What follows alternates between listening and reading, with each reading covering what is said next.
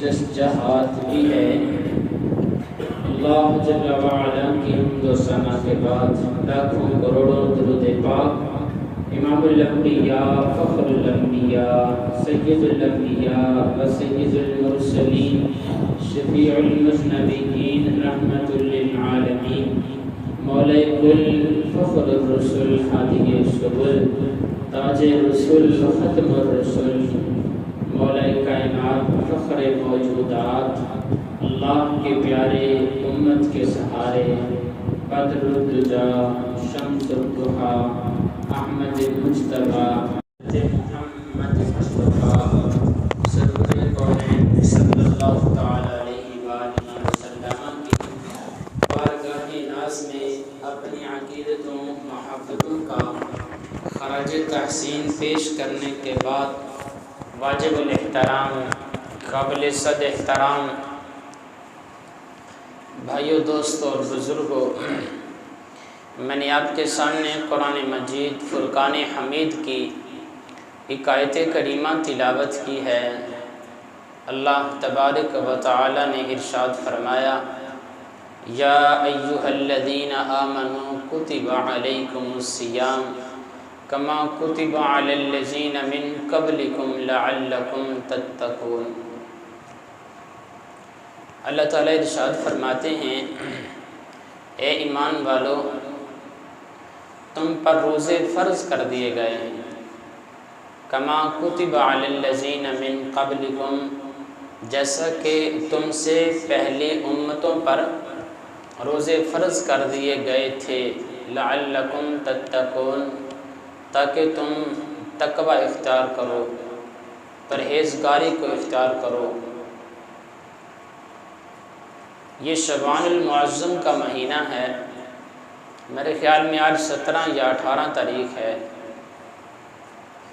اس مہینے کے آخر میں جب یہ مہینہ ختم ہوتا، اس کی آخری تاریخ ہوتی، تو حضرت سلیمان فارسی رضی اللہ تعالی عنہ روایت کرتے ہیں، اللہ کے رسول صلی اللہ تعالی علیہ وآلہ وسلم اپنے غلاموں کو مسجد نبوی میں اکٹھا فرماتے ہیں، مسجد نبوی کے اندر بلا کر ایک واعظ فرماتے ہیں کہ آگے رمضان المبارک کا مہینہ آ رہا ہے، اس مہینے کی جو خصوصیات ہیں، اس مہینے کی جو فضیلت ہے، اس مہینے کی جو منقبت ہے، اس مہینے کی جو عظمت ہے، اس کے جو فضائل ہیں، اس کا جو اہتمام ہے، اکرام کرنا ہے، آقا علیہ الصلوۃ والسلام اپنے غلاموں کو یہ خطبہ ارشاد فرمایا کرتے تھے۔ تو یہ روزے صرف ہم پر ہی فرض نہیں ہیں، بلکہ اس سے پہلے جتنی بھی امتیں آئی ہیں ان تمام امتوں پر روزے فرض تھے، روزے وہ بھی رکھا کرتے تھے، روزے ہم بھی رکھتے ہیں، لیکن میرے اللہ نے اس امت کو کچھ خصوصیات ایسی عطا فرمائی ہیں کہ جو ان امتوں کو نہیں ملی، صرف اس امت کو ملی ہیں۔ قرآن کہتا ہے نا، اے ایمان والو، تم پر روزے فرض کر دیے گئے ہیں، کیسے؟ کما کتب علی الذین من قبلکم، جیسا کہ اس سے پہلے لوگوں پر بھی فرض کر دیے گئے تھے، اس امت پر بھی فرض ہیں، ان لوگوں پر بھی روزے فرض تھے۔ حضرت سیدنا داؤد علیہ السلام، بلکہ آدم علیہ السلام کے متعلق بڑا مشہور ہے کہ وہ 13، 14 اور 15 تاریخ کا، چاند کی 13، 14 اور 15 تاریخ کا آدم علیہ السلام روزہ رکھا کرتے تھے۔ حضرت نوح علیہ السلام جو تھے وہ یوم عاشوراء کا روزہ رکھا کرتے تھے۔ اسی طرح حضرت داؤد علیہ السلام متواتر روزے رکھا کرتے تھے، ایک دن روزہ رکھتے، دوسرے دن چھوڑتے، اگلے دن پھر روزہ رکھتے، اگلے دن پھر روزہ چھوڑتے، حتیٰ کہ پورا سال مسلسل یوں ہی روزے رکھا کرتے تھے، پورا سال، یعنی پورے سال کے اندر اگر 12 مہینے ہیں تو حضرت داؤد علیہ السلام 6 مہینے تک روزے رکھا کرتے تھے۔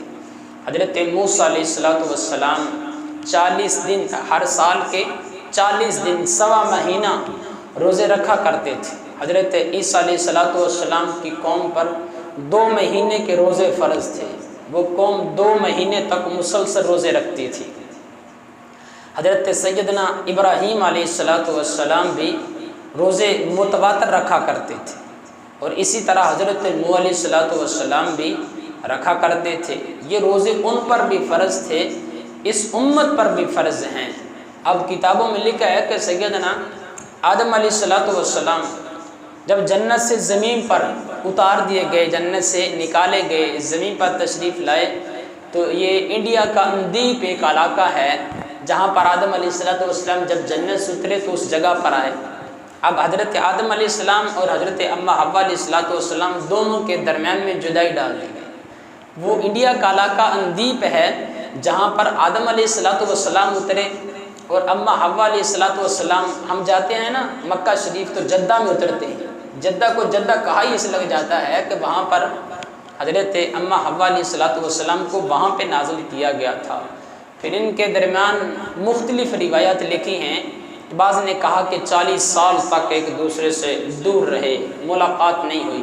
بالآخر حضرت آدم علیہ السلام جو تھے، صاحب ظاہر وہ جنت کے اندر رہتے تھے، جنت کا لباس تھا، جنت کا عالی شان محلات، جنت کا رہن سہن، جنت کی خوشبوئیں، جنت کے اندر چہل پہل، جنت کا لباس، جنت کے کھانے، جنت کے اندر لطف اندوز ہونا، اور جنت کا حسن تو پھر کمال تھا کہ آدم علیہ السلام کے پاس جو حسن تھا وہ جنتی حسن تھا۔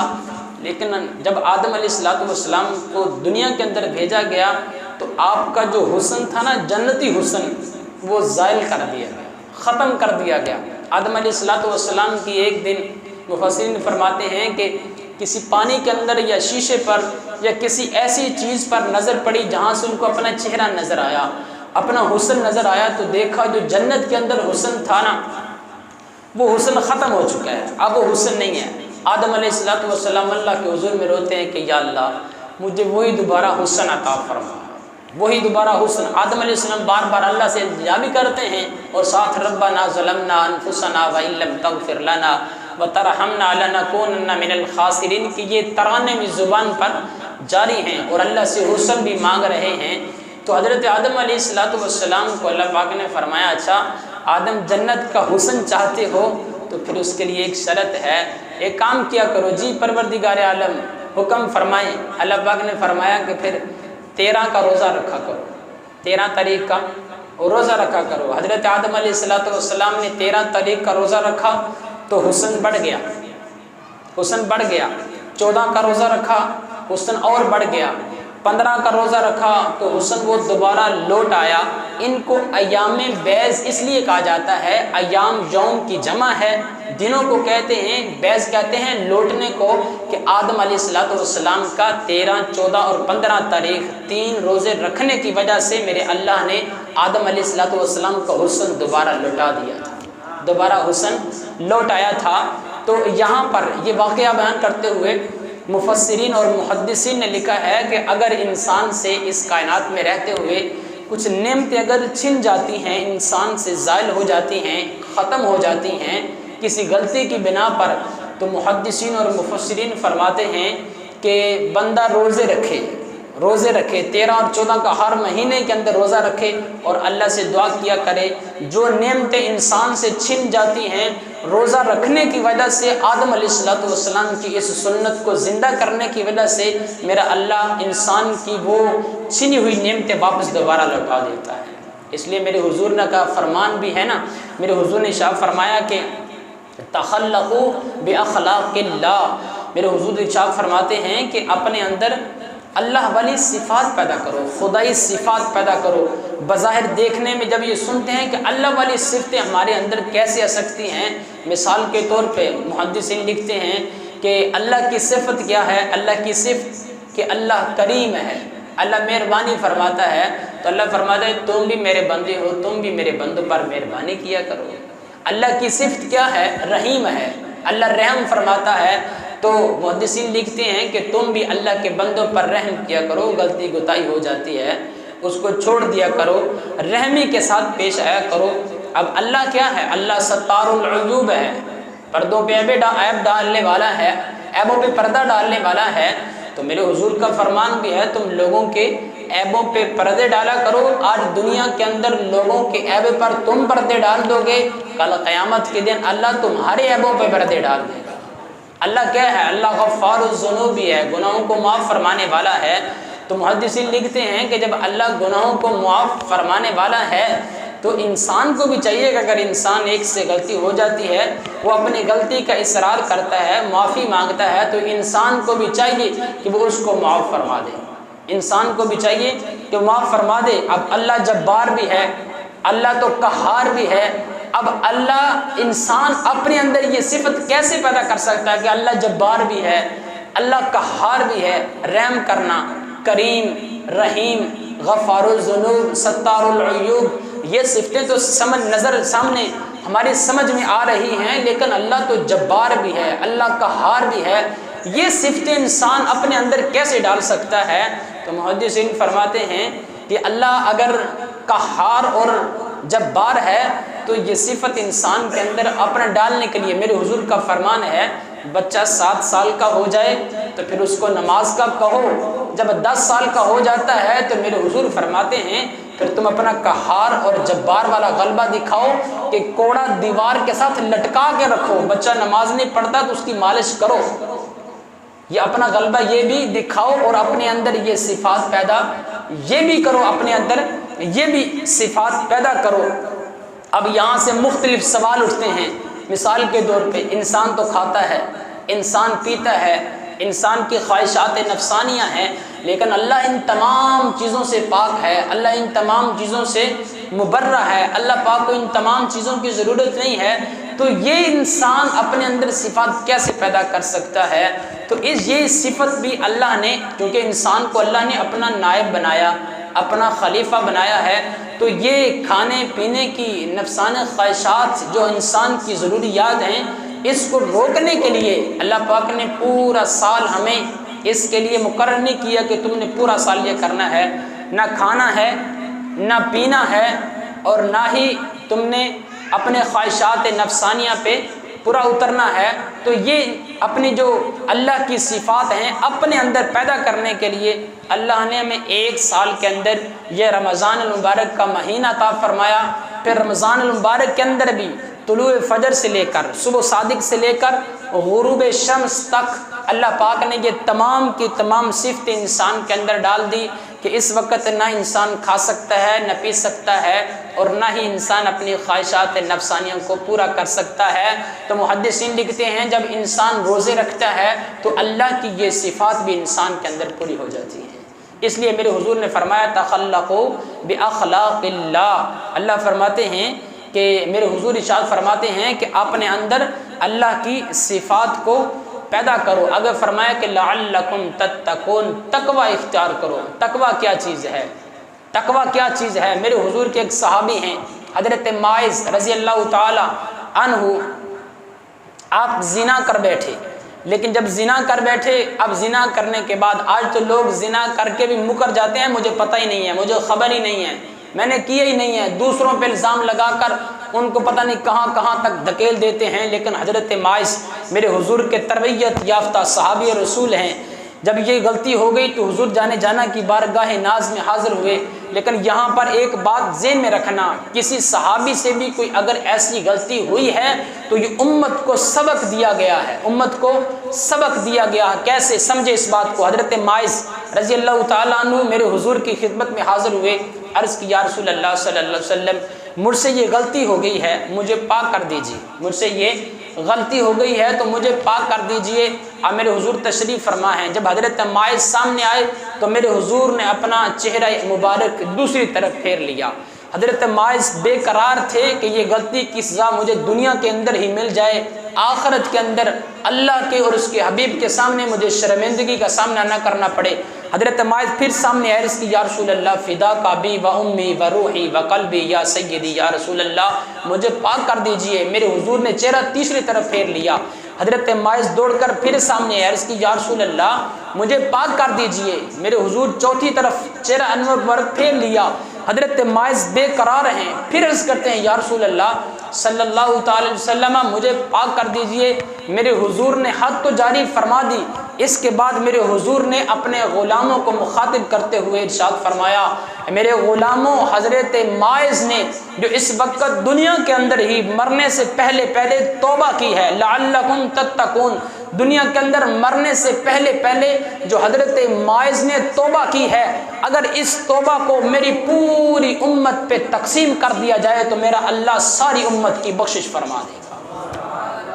یہ ہے لعلکم تتقون، تقوی اختیار کرنا، پرہیزگاری اختیار کرنا، کہ جس چیز کا اللہ نے حکم دیا اس پہ عمل کر لینا، اور جس چیز سے منع کیا گیا ہے اس سے رک جاؤ، پرہیزگاری اختیار کرو۔ ایک چھوٹے سے چھوٹا گناہ ہے اس کے بھی قریب نہ جاؤ، اور چھوٹی سی چھوٹی نیکی ہے تو اس کو بھی نہ چھوڑو۔ میرے حضور علیہ الصلوۃ والسلام کے ایک غلام، ایک بدو صحابی رسول میرے حضور علیہ الصلوۃ والسلام کی بارگاہ ناز میں حاضر ہوئے، تو وہ جب حاضر ہوئے نا مدینہ کے اندر، صحابہ کرام سے ملاقات ہوئی۔ اب صحابہ کرام سے جب ملاقات ہوئی تو کہنے لگے کہ میں نے اپنے علاقے میں رہتا ہوں فلاں جگہ پر، لیکن میں نے اپنے علاقے کے اندر یہاں پر کوئی محمد صلی اللہ تعالی وسلم نامی کوئی عظیم ہستی رہتی ہے، کوئی نبی رہتا ہے، کوئی رسول رہتا ہے، میں نے وہاں پہ بڑا اس کا چرچا سنا ہے، بڑا ذکر سنا ہے اس عظیم ہستی کا، میں اس کو دیکھنا چاہتا ہوں، میں فلاں علاقے سے سفر کر کے یہاں پہ آیا ہوں تو میں ان کا دیدار کرنا چاہتا ہوں۔ صحابہ کرام نے اس بدو کو پکڑا اور مسجد نبوی کے اندر لے گئے۔ میرے حضور تشریف فرما ہیں، میرے حضور کے سامنے بٹھا دیا گیا اور فرمایا کہ یہ ہیں ہمارے امام الانبیاء، فخر الانبیاء، سید الانبیاء صلی اللہ تعالی علیہ وسلم۔ وہ بدو کہتے ہیں کہ جب میں نے حضور جانا کا ودوحا کے مکھڑے پہ نظر ڈالی ہے تو پھر میں دیکھتا ہی رہ گیا۔ پہلے تو چرچے سنتا تھا، یار 1400 سال کے بعد آپ ذکر سنتے ہیں تو آپ تڑپ جاتے ہیں، تو اس صحابی کی طبیعت کیسی ہوگی جو سامنے بیٹھ کے ودوحا کے مکھڑے کا دیدار کر رہا تھا، واللیل کی زلفوں کو دیکھ رہا تھا، ما زاغ البصر کی آنکھوں کو دیکھ رہا تھا، ولسان و شفتین کے ہونٹوں اور زبان کو دیکھ رہا تھا، طٰہٰ کی جبی کو دیکھ رہا تھا، وما رمیت اذ رمیت والے ہاتھوں کو دیکھ رہا تھا، اور وہ میرے ہاتھ کے میرے حضور گفتگو فرما رہے تھے۔ حضرت انس بن مالک رضی اللہ تعالی عنہما کہتے ہیں کہ میں نے بڑی بڑی تجارت کی ہے، بڑا ریشم کپڑا دیکھا ہے، لیکن میرے حضور کے ہاتھوں سے زیادہ نرم کائنات کے اندر میں نے کوئی ریشم بھی نہیں دیکھا۔ وہ ہاتھوں کو دیکھ رہے تھے۔ وہ حضرت انس بن مالک رضی اللہ تعالی عنہما کہتے ہیں کہ میں آقا علیہ الصلوۃ والسلام کے ساتھ رہا کرتا تھا۔ آپ فرماتے ہیں کہ میرے حضور علیہ الصلوۃ والسلام کی پیشانی سے نور کی لیٹیں نکلا کرتی تھی، میرے حضور گفتگو فرمایا کرتے تھے تو میرے حضور کے جو سامنے والے دانت تھے نا، ان کے درمیان میں کچھ تھوڑا سا فصل تھا، تھوڑا سا سوراخ تھا۔ میرے حضور جب گفتگو فرماتے تو ان دونوں دانت مبارک کے درمیان سے حضور کے نور نکلا کرتا تھا، حتیٰ کہ میرے حضور اگر کسی پہاڑی کے سامنے کھڑے ہو کر بھی گفتگو فرماتے، وہ جو نور نکلتا تھا وہ پہاڑ پہ جب پڑتا تھا تو دکھائی دیتا تھا کہ میرے حضور کے دانت مبارک سے جو نور نکل رہا ہے وہ بھی سامنے پہاڑی پہ پڑتا ہوا دکھائی دیتا تھا۔ وہ بدو کہتا ہے میں نے پہلے چرچا سنا تھا، لیکن جہاں پر جب آیا حضور جانا صلی اللہ علیہ وسلم کے تکلم انداز کو دیکھا، حضور کے کردار کو دیکھا، آپ کی گفتار کو دیکھا، آپ کا حسن کو دیکھا، آپ کے جمال کو دیکھا۔ اب دیکھنے کے بعد اس صحابی نے، اس بدو نے یہ نہیں کہا کہ مجھے کلمہ پڑھا دیجئے، میں آپ کے چہرے کو دیکھ کر گواہی دیتا ہوں، بلکہ وہ بدو کہتے ہیں کہ میں نے جب ودوحا کے مکھڑے کا یوں دیدار کیا تو میرے دل نے گواہی دی، اشہد ان لا الہ الا اللہ واشہد ان محمدا عبدہ ورسولہ، الکلمہ پڑھ لیا۔ حضور جانا صلی اللہ علیہ وسلم کے سامنے یوں جھک کے بیٹھا ہے، یوں جھک کے بیٹھا ہے۔ بیٹھنے کا انداز پتہ کیا تھا؟ اب میں ممبر پہ بیٹھا ہوں تو وہ جیسے ہم دو زانوں تشہد کی حالت میں بیٹھتے ہیں نا، صحابہ کرام جب میرے حضور جانا کے سامنے بیٹھتے تھے نا، میرے حضور کے چچا حضرت عباس، حضرت عمر بن خطاب، ان کا قد اتنا زیادہ تھا کہ جب یہ گھوڑے پر سوار ہو جاتے تھے نا تو ان کے پاؤں زمین پہ لگا کرتے تھے، اتنا قد تھا حضرت عمر بن خطاب کا، حضرت عباس رضی اللہ تعالی عنہ کا، میرے حضور کے چچا۔ اب میرے حضور علیہ الصلوۃ والسلام کے سامنے تشہد کی حالت میں بیٹھ جاتے، بیٹھ کر اپنے جو گھٹنے تھے حضور جانا کہ گھٹنوں کے ساتھ لگا دیا کرتے تھے اور اپنی یہ جو کوہنیاں تھی یہ زمین پہ لگا دیا کرتے تھے اور گردن کو یوں جھکا لیا کرتے تھے۔ یہ صحابہ کرام کا میرے حضور کے سامنے بیٹھنے کا انداز تھا، اس طرح سے بیٹھتے تھے، اکڑ کے نہیں بیٹھتے تھے۔ ہمیشہ یہ یاد رکھیں، یہ صحابہ کرام نے ہمیں یہ درس دیا ہے، یہ ادب سکھایا ہے۔ آپ بھی جب کسی کے سامنے بیٹھیں تو اس طرح سے بیٹھیں کہ بے ادبی نہ ہو، با ادب ہو۔ با ادب با نصیب ہے، بے ادب بے نصیب ہے۔ تو حضرت باعث وہ بدو جو تھے آقا علیہ الصلوۃ والسلام کے سامنے بیٹھے بڑے ادب کے ساتھ، عرض کرتے ہیں یا رسول اللہ فداک بی و امی صلی اللہ تعالی علیہ وآلہ وسلم، اب مجھے دین اسلام سکھا دیجئے، میں دین اسلام کو سیکھنا چاہتا ہوں۔ تو میرے حضور نے فرمایا کہ ٹھیک ہے، نمازیں پڑھا کر، 5 نمازیں فرض ہیں، 5 نمازیں پڑھا کر۔ وہ کہتا ہے جی یا رسول اللہ میں ضرور پڑھوں گا۔ میرے حضور نے فرمایا چلو اب کبھی کبھار موقع مل جائے تو نفلی عبادت بھی کر لینا، نفلی عبادت بھی کر لینا۔ تو وہ بدو پتہ کیا کہتا ہے؟ وہ کہتا ہے یا رسول اللہ صلی اللہ علیہ وسلم ٹھیک ہے، میں فرض نماز ضرور ادا کیا کروں گا، لیکن جو نفلی عبادت ہے نا، میں بکریاں چرانے والا ہوں، بھیڑیں چرانے والا ہوں، گاؤں میں رہتا ہوں، تو یہ میرے لیے اس کا میں وعدہ نہیں کرتا، لیکن جو فرض نماز ہے نا وہ ضرور پڑھوں گا، فرض نماز نہیں چھوڑوں گا۔ ایک بدو دیہات کا رہنے والا ہے، اس کو بھی پتہ ہے کہ فرض کا کتنا مقام ہے، وہ بھی بات کو سمجھ رہا ہے کہ فرض ضرور پڑھوں گا، نفلی عبادت کا وعدہ نہیں کرتا۔ لیکن میرے معاشرے کے اندر بڑے بڑے PhD کیے ہوئے، بڑے بڑے پروفیسر، بڑے بڑے انجینئر، بڑے بڑے پائلٹ، اپنے آپ کو علم کا پہاڑ کہنے والے لوگوں کو ٹی وی پر بیٹھ کر درس دیتے ہوئے تھکتے نہیں ہیں، لیکن فرض نماز بھی ادا نہیں کرتے۔ وہ بدو جانتا ہے کہ فرض کا مقام کیا ہے، وہ کہتا ہے یا رسول اللہ فرض ضرور پڑھوں گا، لیکن نفلی عبادت کا وعدہ نہیں کرتا۔ میرے حضور نے فرمایا کہ ٹھیک ہے پڑھ لینا۔ میرے حضور نے پھر فرمایا اللہ نے طاقت دی ہے نا تو حج ایک بار کرنا فرض ہے۔ عرض کی یا رسول اللہ ضرور کروں گا، لیکن ساتھ ہی میرے حضور نے فرمایا کہ کبھی کبھار موقع مل جائے تو عمرہ بھی کر لینا، نفلی عمرہ بھی کر لینا۔ وہ کہتا ہے یا رسول اللہ حج ضرور کروں گا، یہ جو نفلی عمرہ ہے نا، میرے بچے زیادہ ہیں، میرے پاس بھیڑ بکریاں ہیں، تو میرے لیے بار بار جانا مشکل ہے، اس کے لیے میں معذرت خواہ ہوں، لیکن حج ضرور کروں گا۔ میرے حضور نے فرمایا کہ ٹھیک ہے۔ میرے حضور نے فرمایا کہ زکوٰۃ اگر فرض ہو جائے تو وہ دینی بھی ضرور ہے۔ عرض کی یا رسول اللہ صلی اللہ علیہ وسلم زکوٰۃ فرض ہے، میں ضرور دوں گا، میں ضرور دوں گا۔ میرے حضور نے فرمایا کبھی صدقہ کر دینا، خیرات کر دینا، صدقہ و خیرات کبھی نکال دینا۔ عرض کی یا رسول اللہ صلی اللہ علیہ وسلم اس کی کوشش کیا کروں گا لیکن وعدہ نہیں کرتا۔ میرے حضور نے فرمایا کہ ٹھیک ہے، رمضان المبارک کا 1 مہینہ روزے فرض ہیں نہیں چھوڑنے۔ جی یا رسول اللہ میں ضرور رکھوں گا، کبھی نہیں چھوڑوں گا۔ میرے حضور نے فرمایا کبھی موقع مل جائے تو نفلی روزے بھی رکھ لینا۔ عرض کی یا رسول اللہ اس کا وعدہ نہیں کرتا، لیکن میں فرض کبھی نہیں چھوڑوں گا، فرض کبھی نہیں چھوڑوں گا۔ اب میرے حضور کیا فرماتے ہیں؟ میرے حضور نے فرمایا کہ ٹھیک ہے، تم نے ان فرائض پہ عمل کرنا ہے۔ آج مسجد کا امام اگر نفل نہ پڑھے نا، فرض پڑھا کے سنتے پڑھا کے چلا جائے تو لوگ مسجد کے امام کی چھٹی کروا دیتے ہیں۔ دین اسلام مشکل نہیں ہے، بڑا ہی آسان ہے، بڑا ہی آسان ہے۔ اب یہ تمام باتیں میرے حضور کے سامنے ہوئی ہیں۔ اب اس صحابی کہنے لگا یا رسول اللہ مجھے اب اجازت ہے تو میں واپس چلا جاؤں؟ میرے حضور فرماتے ہیں ٹھیک ہے واپس چلا جاؤ۔ اب اس کے بعد جو میرے حضور نے جملہ ارشاد فرمایا، میرے حضور فرماتے ہیں کہ میرے غلام تو جا رہا ہے، چلا جا۔ اپنے صحابہ سے مخاطب کر کے فرمایا کہ میرے غلاموں اگر کسی نے جنتی دیکھنا ہو تو اس بدو کو دیکھ لو، اگر کسی نے جنتی دیکھنا ہو تو بدو کو دیکھ لو۔ اس کا مطلب یہ ہے کہ وہ بدو جو فرائض کی اہمیت کو جانتا تھا، اس کی فضیلت کو بھی جانتا تھا، اس کی مقام، اس کی شان اور عظمت کو جانتا تھا، لبیک کہا، پھر ساری زندگی عمل کر کے دکھایا۔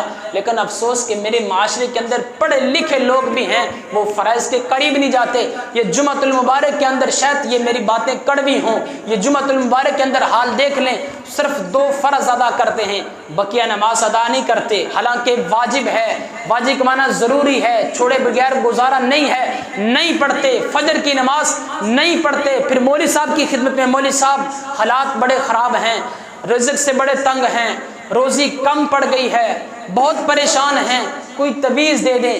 مولوی صاحب کا کام تویز دے یا نہ دے یہ بات کی بات ہے۔ میرے حضور فرماتے ہیں نماز فجر جو بندہ ادا کر لیتا ہے اللہ کے حضور میں اپنی جھولی کو پھیلا دیتا ہے، وہ اللہ سے جب مانگ لیتا ہے چلا جائے کام کے لیے، اس کو باہر سے رزق ملتا ہے یا نہیں ملتا، صبح کے وقت جب اللہ کے سامنے اپنی جھولی کو اٹھاتا ہے تو اللہ پاک اس کی جھولی کو بھر دیتا ہے۔ میرے حضور فرماتے ہیں یہ ہو ہی نہیں سکتا کوئی بندہ اللہ سے مانگے اللہ عطا نہ کرے۔ یہ انسان ہے کہ انسان کے دروازے پہ ایک بار جائیں، دو بار جائیں، تیسری بار جائیں وہ اکتا جاتا ہے، تنگ آ جاتا ہے، اس نے تماشا بنا رکھا ہے، روزانہ ایک گلی کے اندر مانگنے کے لیے آ جاتا ہے۔ وہ میرے اللہ کا در ہے، وہ مالکوں کا در ہے، وہ بڑے بے نیاز ہیں، وہ تو بار بار پکارتے ہیں کہ اے بندے میرے دروازے پہ آ جا، میری رحمت کے دروازے کھلے ہیں، مجھ سے مانگ تو صحیح میں دینے کے لیے تیار ہوں۔ وہ اللہ مانگنے پہ خوش ہوتا ہے۔ میرے حضور فرماتے ہیں یہ خزانوں کی چابیاں، میرے حضور کا فرمان ہے خزانوں کی چابیاں مجھے دے دی گئی ہیں، اور میرے حضور ازل سے لے کر آج تک خیرات بانٹ رہے ہیں، قیامت تک خیرات بانٹتے رہیں گے، اپنے غلاموں کو دیتے رہیں گے۔ تاجدار بریلی رحمت اللہ علیہ کا قلم اٹھا، آپ فرماتے ہیں کون دیتا ہے دینے کو منہ چاہیے، دینے والا ہے سچا ہمارا نبی۔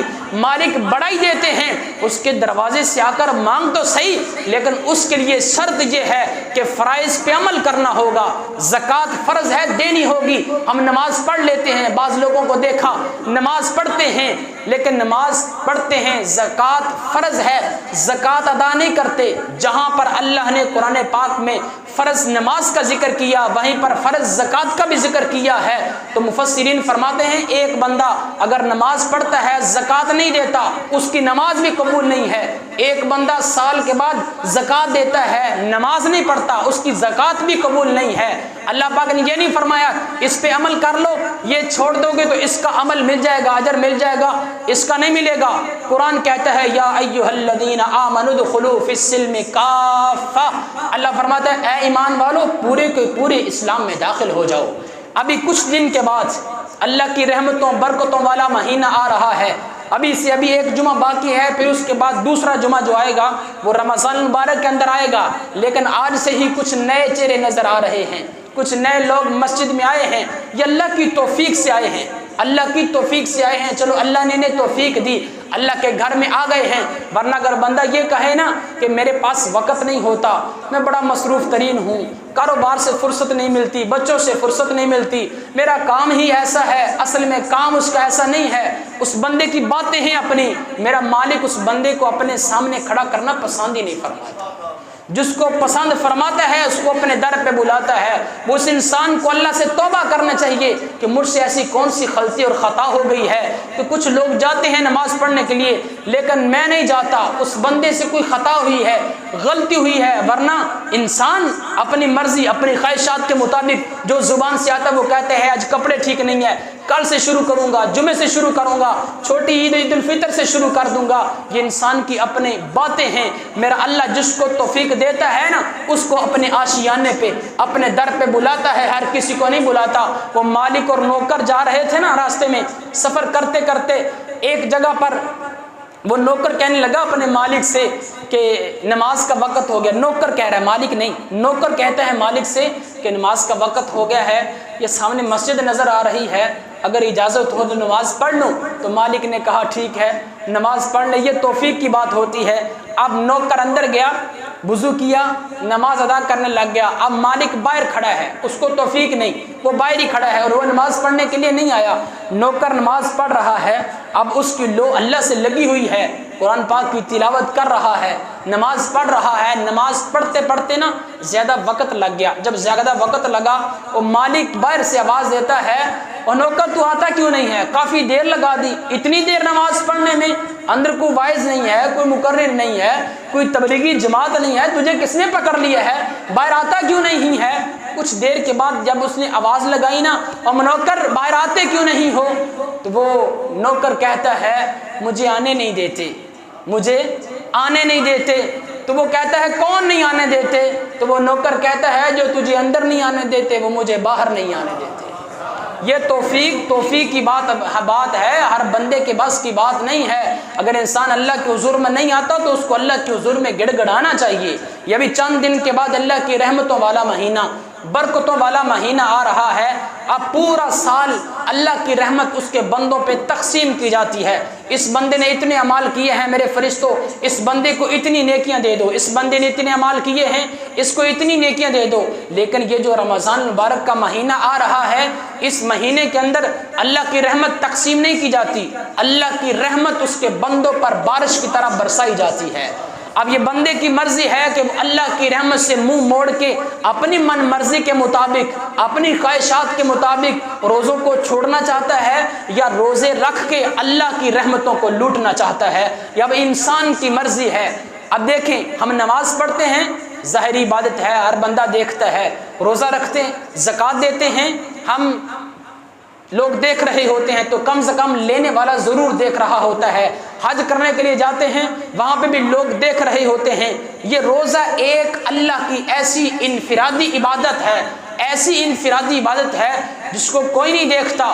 باقی عبادت کی باری آتی ہے تو اللہ فرماتے ہیں میرے فرشتوں، اس بندے نے نماز پڑھی ہے، اس کا اتنا اجر لکھ لو، اس نے زکوٰۃ دی ہے، اجر لکھ لو، حج کیا ہے، اجر لکھ لو، صدقہ و خیرات کیا ہے، تسبیح و تحلیل ذکر و اذکار کیا ہے، اس کے اتنے اعمال لکھ لیے جائیں۔ جب روزے کی باری آتی ہے، فرشتوں کے رجسٹر بند ہیں، فرشتوں کو اجازت نہیں ہے کہ رجسٹر کے اندر لکھیں روزہ رکھا ہے اس کے اتنے اعمال لکھ لو۔ میرے حضور فرماتے ہیں جب روزے کی باری آتی ہے تو اللہ خود ہی فرماتے ہیں الصوم لی وانا اجزا بہ، اے میرے فرشتوں تمہارے رجسٹر بند باقی عبادت کے لیے ہیں۔ اس بندے نے روزہ میرے لیے رکھا تھا، اب میں خدا ہی اپنی شان کے مطابق اس بندے کو اس کی جزا عطا کروں گا۔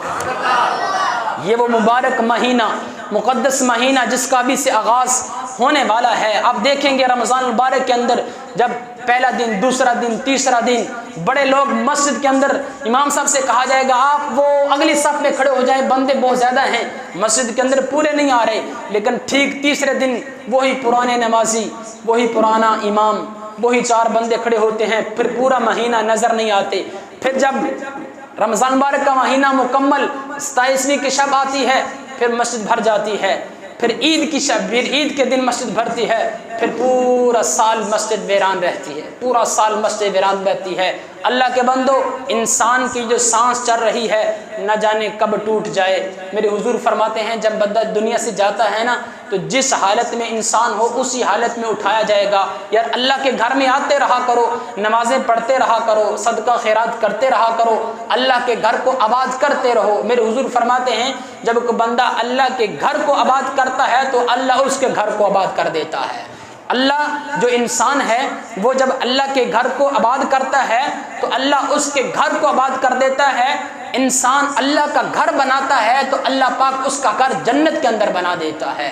تو اس کے ساتھ ساتھ ایک چھوٹی سی گزارش بھی تھی کہ یہ جو ہماری ٹبے والی مسجد تھی نا، ٹبے تور آباد کے اندر جو مسجد تھی وہ انہوں نے شہید کر دی ہے۔